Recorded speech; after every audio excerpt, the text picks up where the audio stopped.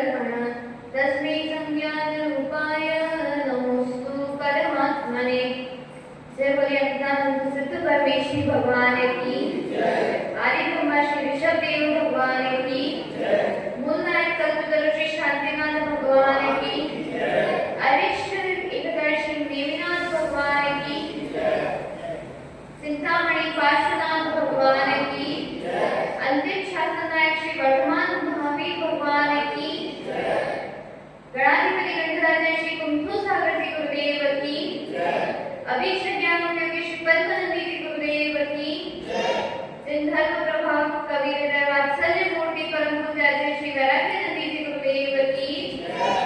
जिनवाणी माता की जय। श्रीमद् जैन धर्म की जय। 10 लक्षण महापर्व की जय। आज हम लोगों का 10 लक्षण महापर्व का पहला दिन है। पहली बात, ये पर्व क्या है? हम उत्तम क्षमा धर्म बोलते हैं, पर्युषण पर्व बोलते हैं, तो पर्व किसे कहते हैं? पर्व का अर्थ है पावन दिवस। एक ऐसा समय जब हम या तो अपने आमोद प्रमोद को, आपस के संपर्कों को बढ़ाते हैं, जैसे लौकिक पर्व। पर्व अर्थात कोई भी त्योहार। लौकिक पर्वों में जैसे आपके जो भी त्योहार आते हैं, होली, दिवाली आदि, ये सब लौकिक पर्व हम आपस में एक दूसरे से संपर्क वापस स्थापित करने के लिए मनाते हैं। और जो लोकोत्तर पर्व है, उनमें 2 प्रकार के पर्व होते हैं, एक शाश्वत और एक सामयिक। सामयिक मतलब किसी विशेष घटना के कारण, किसी व्यक्ति विशेष के कारण वो पर्व चलन में आते हैं, जैसे दिवाली। महावीर भगवान के निर्वाण गमन के बाद हम लोगों ने दिवाली नाम का पर्व मनाना प्रारंभ किया, तो ये व्यक्ति विशेष से संबंधित हुआ और सामयिक पर्व हुआ, क्योंकि किसी पर्टिकुलर टाइम से स्टार्ट हुआ है। जैसे रक्षाबंधन, अगमनाचार्य की 700 मुनियों की रक्षा हुई विष्णु कुमार महामुनि के द्वारा। उस दिन से हम लोगों ने रक्षाबंधन पर्व मनाना प्रारंभ किया, तो ये भी सामयिक पर्व हुआ। ऐसे ही शाश्वत पर्व। शाश्वत पर्व का अर्थ है कि जो किसी काल में ना तो शुरू हुए और ना किसी काल में जिनका अंत हुआ, जो अनादि काल से, जैसे नंदीश्वर के चैत्यालयों के बारे में अपन पढ़ते कि वो अप्रकृत दिन चैत्यालय अनादि से थे, अनंत काल तक रहेंगे। वैसे ही शाश्वत पर्व होते हैं, जैसे अष्टमी का 10 लक्षण महापर्व, रत्नत्रय पर्व, ये सब शाश्वत महापर्व है जो किसी कारण से शुरू नहीं हुए। इनके कारण मतलब इनकी उत्पत्ति के पीछे कोई रीजन है नहीं, कब से शुरू हुए इनकी कोई हिस्ट्री नहीं। ये शाश्वत पर्व है जो हमारे आत्मोत्थान का समय है। बाकी त्योहारों में हम लोग एक दूसरे से मिलते हैं, एक दूसरे को भेंट उपहार देते हैं। लौकिक पर्व जो हमारे आनंद प्रमोद के लिए होते हैं, लेकिन 10 लक्षण महापर्व, अष्टमी का महापर्व, इनमें व्यक्ति विशेष रूप से जिनेन्द्र प्रभु की अर्चना और अपने अंदर जो गंदगी भर गई है उसको निकालते हैं। जैसे दिवाली आती तो आप लोग क्या करते हो? पहले घर की सफाई करते हो ना, घर का सारा कूड़ा कचरा बाहर निकाल देते हो। वैसे ही साल भर में जो हमारी आत्मा में गंदगी भर गई, उस गंदगी को निकालने के लिए ये पर्व आते हैं। अब पर्व की बात हुई, हम क्षमा आदि को धर्म क्यों कहते हैं? धर्म का अर्थ है क्षमादि भावो धम्मो, मतलब क्षमा आदि जो भाव है, धर्म है, वस्तु का स्वभाव है। जैसे किसी आदमी ने गुस्सा किया तो गुस्सा करने की कितनी लिमिट होगी? मतलब 1 घंटा, 2 घंटा, 3 घंटा, दिन भर, कितनी देर गुस्सा करेगा? कभी ना कभी तो ठंडा होगा। तो जो वापस वो अपने शांतता में आता है, वो उसका धर्म है, उसकी आत्मा का स्वभाव है कि वो स्वभाव 2 प्रकार के होते हैं। एक स्वभाव रूपी परिणाम होता है और एक विभाव रूपी परिणाम होता है। तो क्रोध, मान, माया, लोभ, पाप, ये सब हमारे विभाव रूप स्वभाव है, हमारी आत्मा का मूल स्वभाव नहीं है।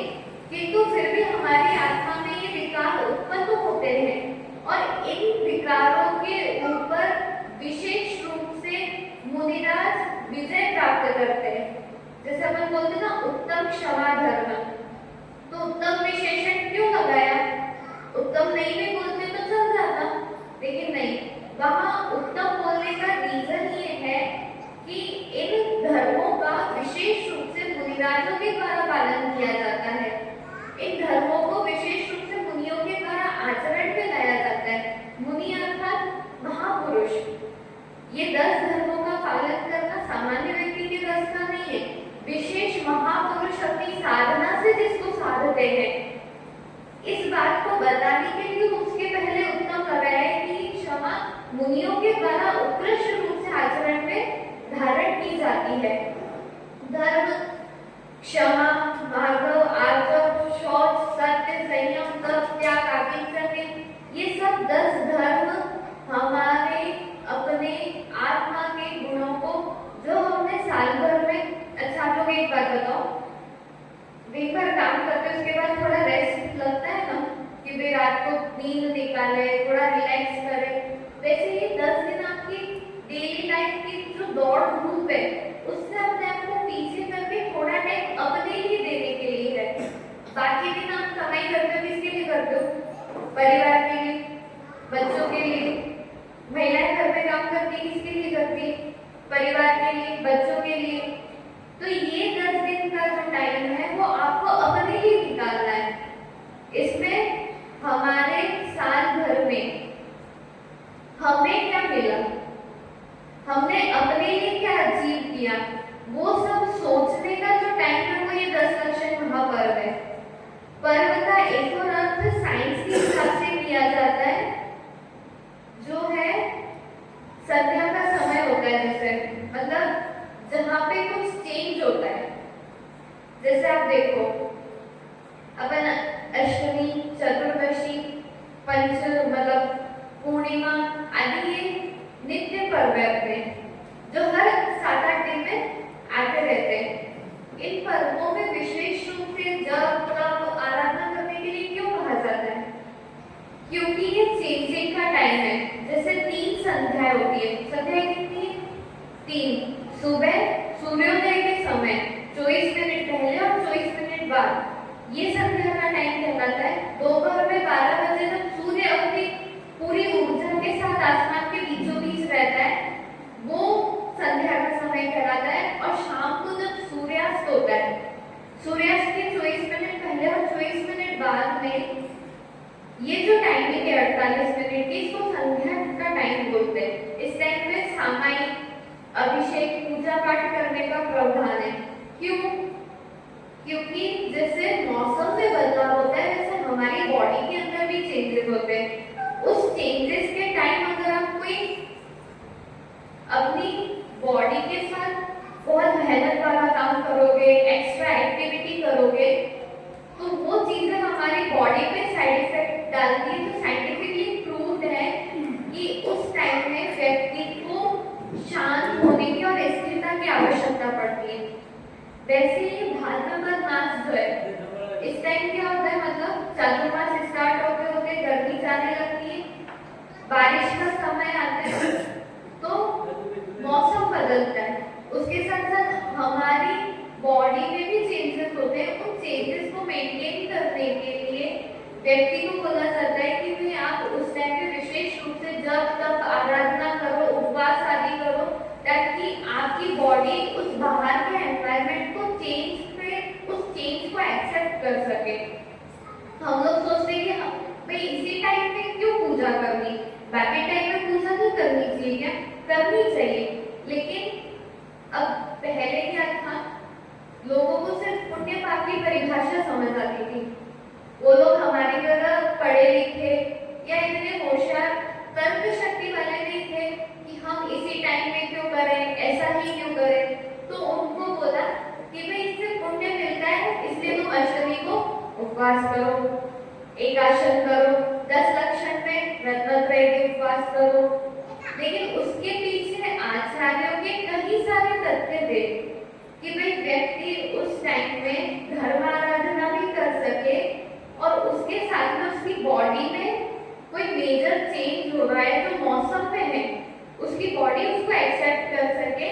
ये दोनों चीजों को साथ में मिला के उन्होंने हमारे लिए दिनचर्या सेट की कि आप ऐसे ऐसे फॉलो करो, आपका धर्म भी होगा और आपको एक्स्ट्रा कोई एफर्ट नहीं करना पड़ेगा अपनी बॉडी को पृथ्वी के वातावरण के अनुकूल बनाने के लिए। इसलिए पर्वों का महत्व अधिक दिया जाता है। पर्युषण पर्व वर्ष में 3 बार आते हैं, जैसे अष्टमी का आती है, लेकिन भाद्रपद मास के पर्युषण पर्व का महत्व इसीलिए अधिक कहा गया है क्योंकि इस टाइम में लोगों को टाइम मिलने लग जाता है, क्योंकि जगह जगह चातुर्मास होते तो लोग साधुओं से कनेक्ट होने लग जाते हैं, तो उनके पास अपने आत्म साधना के लिए जगह हो जाती है कि हम यहाँ आके थोड़ा टाइम अपने लिए निकाल सकते हैं।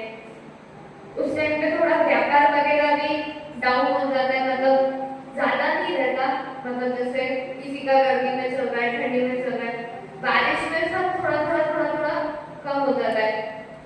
तो उस टाइम पे पुरुषों के लिए, महिलाओं के लिए उपवास वगैरह करने में सुविधा हो जाती है, क्योंकि बारिश का मौसम रहता है। तेज गर्मी में जब ज्येष्ठ वगैरह की गर्मी पड़ती है तब यदि उपवास आदि करना पड़े तो तकलीफ होती है, लेकिन भाद्रपद मास में वो हमारे शरीर के लिए एक अनुकूल वातावरण रहता है कि हम अपनी आराधना तपस्या आदि कर सके। इसीलिए भाद्रपद मास में पर्युषण पर्व का इतना अधिक महत्व है। आज सबसे पहले उत्तम क्षमा धर्म। क्षमा का अर्थ है कि क्रोध की उत्पत्ति के निमित्त हमारे सामने हो, उसका प्रतिकार करने का सामर्थ्य हम में हो, फिर भी हम क्षमा भाव धारण करें। लोग सोचते हैं कि भाई अब जैसे किसी पुलिस वाले ने आपको थप्पड़ मारा, अब आप क्या बिगाड़ोगे उसका, तो आपने बोला कि भाई चलो जाने दो, इसको माफ किया, अपन मजाक मजाक में नहीं बोलते, फिर बार माफ कर दिया, इसको क्षमा नहीं बोलते। क्षमा तब होती है जब आपके पास सामर्थ्य है, आप सामने वाले व्यक्ति का अहित कर सकते हैं, उसको पलट के जवाब दे सकते हैं, फिर भी उसके किए गए अपशब्द आदि का या उसने आपको कुछ कहा, उसके क्रोध का आपने उत्तर नहीं दिया, इसको कहते हैं क्षमा। क्षमा का अर्थ है क्षय, ये दो शब्द है, क्ष और मा। क्ष का अर्थ है क्षय और मा का अर्थ है रक्षा करना, मतलब जो क्षय से हमारी रक्षा करती है उसको क्षमा बोलते हैं। अब लोग बोलते हैं कि भाई क्षमा का और क्रोध का क्या रिलेशन है, तो क्षमा का जो सबसे स्ट्रॉन्ग प्रतिबंधी है, जिसको अपन अपोजिट पार्टी बोलते हैं ना, वो क्रोध है। क्षमा को यदि सबसे ज्यादा नुकसान किसी से होता है तो वो क्रोध से होता है। क्रोध की उत्पत्ति के कई सारे कारण होते हैं। प्रतिकूल वचन, जैसे मैंने आपसे कोई बात की और आपने पलट के मुझे कोई तीखा जवाब दिया, तो मेरे अंदर क्रोध उत्पत्ति का निमित्त मुझे बहिरंग निमित्त मिला और अंतरंग में कर्मों अनंतानुबंधी संतुलन, अप्रत्याख्यान, प्रत्याख्यान आदि कषायों के उदय के कारण क्रोध के भाव जगे। तो पहला कारण है प्रतिकूल वचन, क्योंकि हम लोग बहुत शॉर्ट टेम्पर टाइप के हो गए आजकल, किसी ने जरा सा उल्टा बोला तो हमको तुरंत गुस्सा आता है। दूसरा है मान हानि। कई सभा चल रही है और हमने उसमें कोई बात कही और किसी ने उसका सिर्फ इतना सा बोला कि नहीं ये सही नहीं है, तो हमारा साथ क्या होता है, हमारा ईगो हर्ट हो जाता है, इसने मेरा सबके बीच में अपमान किया, मैं देख लूंगा। ये जो भाव हमारे अंदर आते हैं ये सब क्रोध है और इनके बहिरंग निमित्त कई सारे हो सकते हैं। जैसे आजकल के बच्चों के साथ होता है, टीनेजर्स के साथ की फ्रेंड्स का ग्रुप आया घर पे, मम्मी पापा ने कोई बात बोली कि बेटा ऐसे मत करो, तो बच्चों का एकदम टेम्पर हाई हो जाता है कि भाई मेरे फ्रेंड्स के सामने मुझे क्यों बोल दिया। तो मान हानि क्रोध का एक विशेष कारण है। वाणी की कठोरता, जरूरत से ज्यादा किसी किसी के साथ क्या होता है कि कैंची की तरह जबान चलती है। मतलब ज्योतिष शास्त्र में कहा जाता है कि कृतिका नक्षत्र में जिस व्यक्ति का जन्म हुआ है उसकी जबान कैंची से भी तेज होती है और जब भी मुंह खोलता है तो ऐसे शब्द बोलेगा कि कानों से खून निकलता है।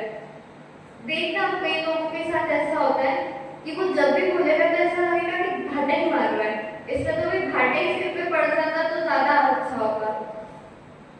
ये हमारे क्रोध उत्पत्ति का एक कारण हो गया। तीखे वचन सबसे, मतलब वो बोलते हैं कि शब्द के घाव कभी नहीं भरते, या आपने किसी शस्त्र से प्रहार किया तो इंसान भूल जाएगा, लेकिन अगर आपने अपने वचनों से उसको कुछ कहा है तो सामने वाला व्यक्ति जिंदगी भर उन वचनों के घावों से छीलता रहता है अपने आप को कि भाई मुझे ऐसा बोला था।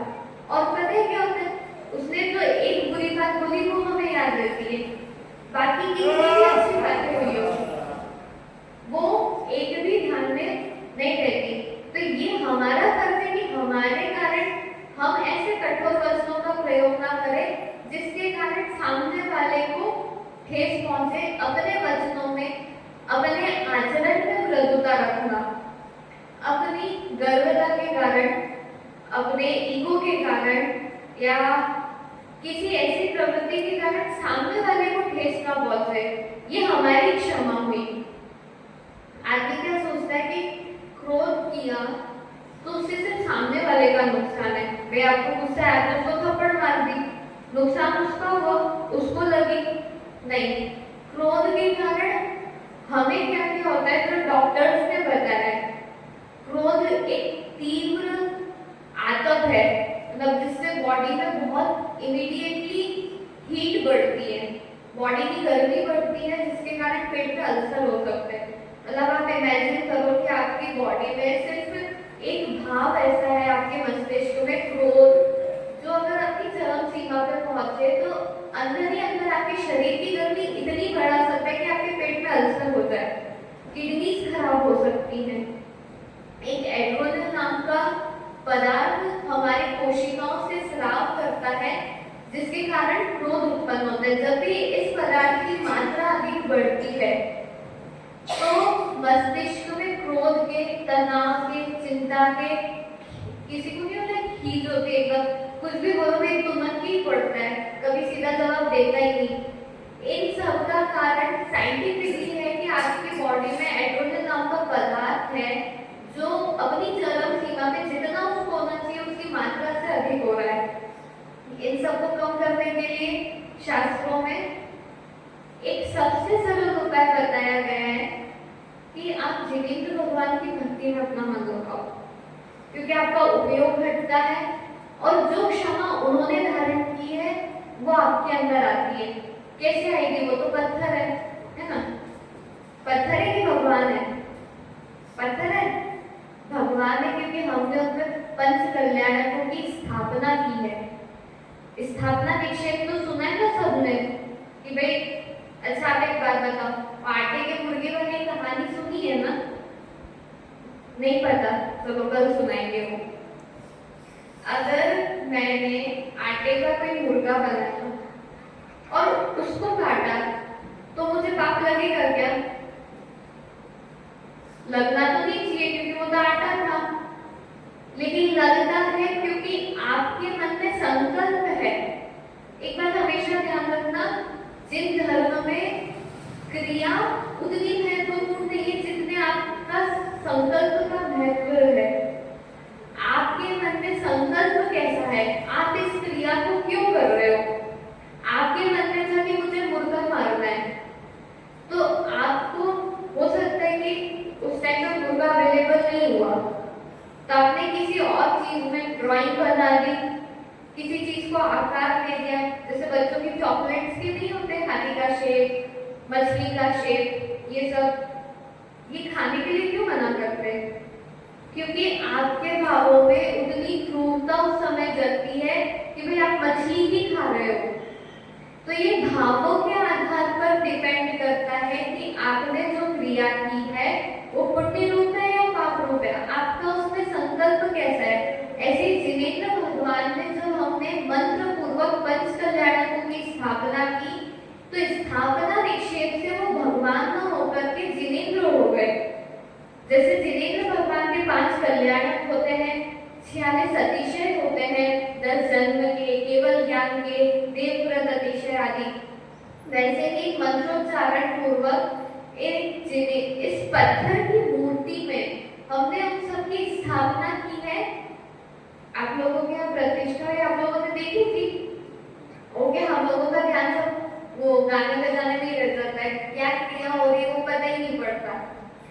प्रतिष्ठा शास्त्र में जब भी संस्कार किए जाते हैं तो एक श्लोक आता है, स एव देवो जिनबिंबेशः, मतलब ये वही जिनेन्द्र भगवान है, ये वही देव है जो साक्षात अरिहंत भगवान थे। आपको एक, आप लोगों ने मैनिफेस्टेशन के बारे में सुना होगा, लॉ ऑफ अट्रैक्शन, भाई जो हम सोचते हैं वो हमको वापस मिलता है। उसमें एक वाटर टेक्निक होती है कि आप पानी सामने रखो और जो भी आपको चाहिए आप उसमें संकल्प करो। कल्याण मंदिर स्तोत्र के बारे में सुना है? नहीं सुना? ये सामने रखिए अपने।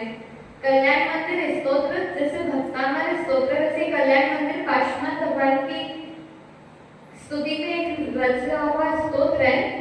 इसमें एक श्लोक है कि अगर पानी में बार बार अमृत है, अमृत है, अमृत है ऐसी भावना दी जाए तो वो पानी जब हम सामने वाले को पिलाएंगे वो उसके शरीर पर अमृत का काम करेगा।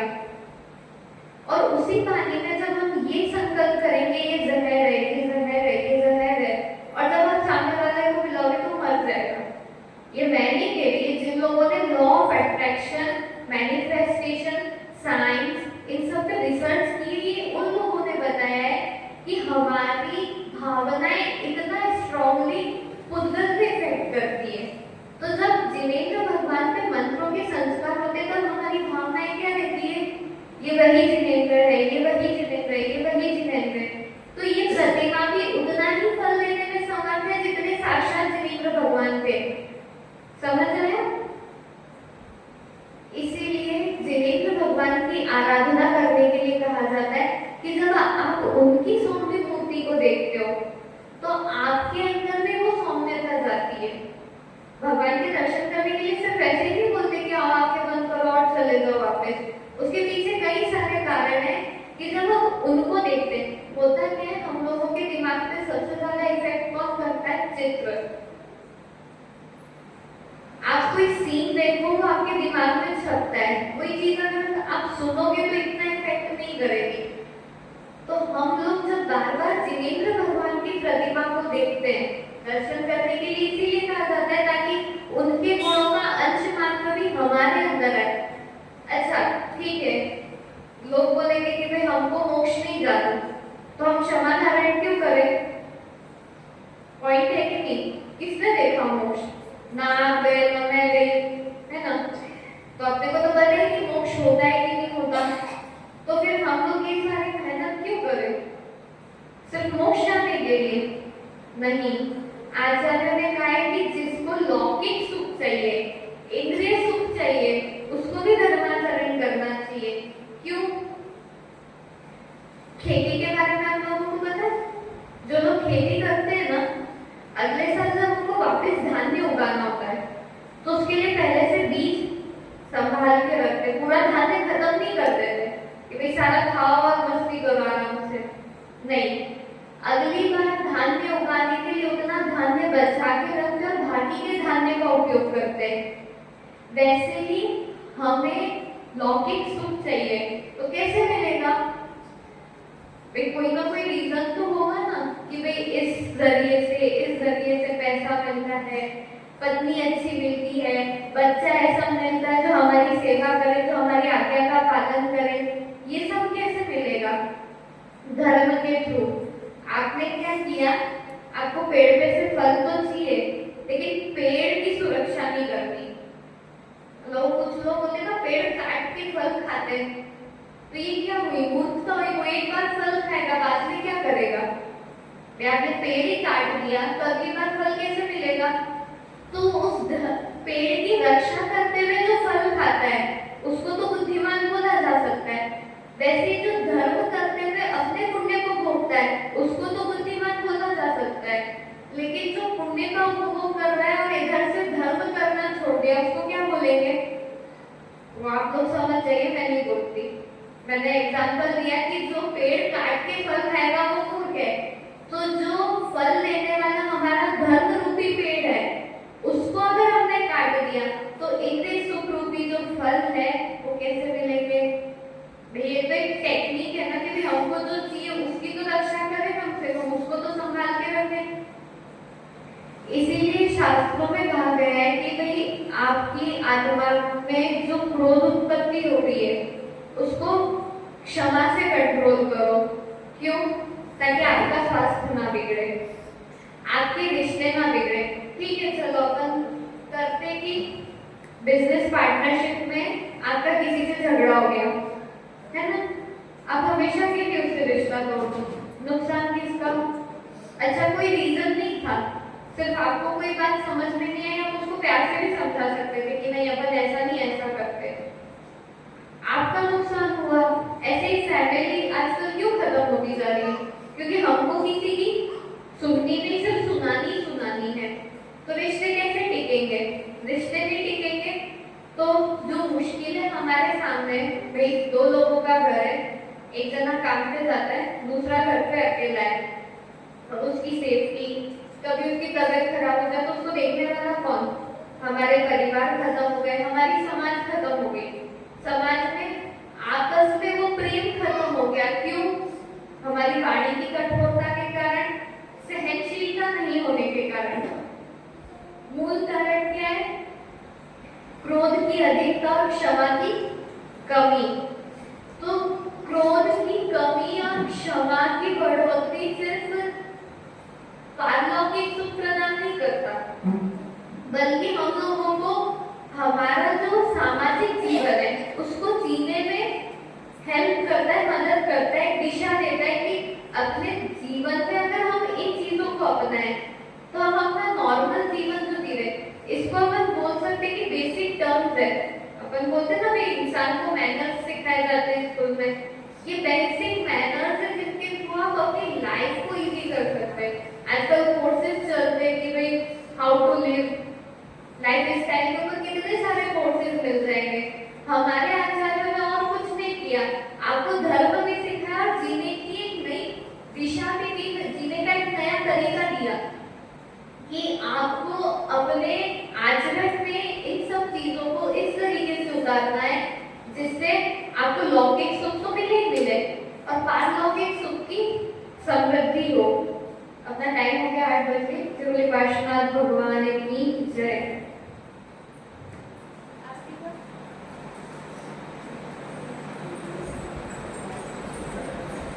अब प्रश्न मंच कर लेते पहले, जिनवाणी सुनी प्रश्न मंच के बाद।